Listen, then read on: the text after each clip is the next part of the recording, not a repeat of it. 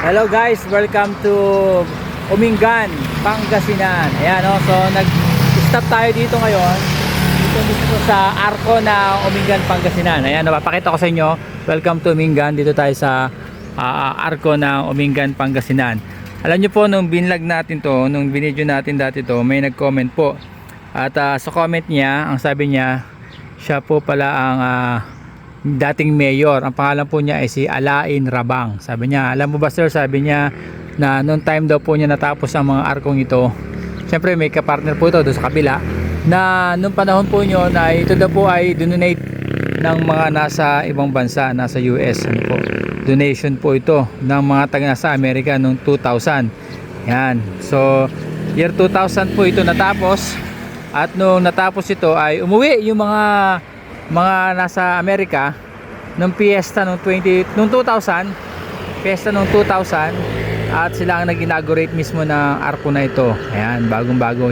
So ang kulay nito ay ang ganyan na beige, parang beige siya or brown yung kanyang kulay. Ayan, maganda. So salamat po kay Sir Alain Rabang. Siya daw po ay dating mayor dito sa Umingan, at nung panahon niya na itatag itong arko. Ayan, oh. So sabi dito, may seal dito nakalagay dito, Umingan Association of North America. Ayan, founded UANA. Ayan, oh. So founded noong 1983. So sila yung nag-donate ng arko na to doon sa kabilang side naman, kasi yun yung boundary ng Pangasinan at saka ng Nueva Ecija. Galing ng Lupao, meron din dito nakalagay dyan, naragsak nga isa sangbay yo apo. Yan, maligayang pagdating daw sa atin dito sa Umingan. At sa kabilang side naman sabi diyan, Diyos iti mangituron iti dalan nyo, Diyos daw ang gagabay sa ating daan. So ayan, no? So ito po, aminto tayo dito.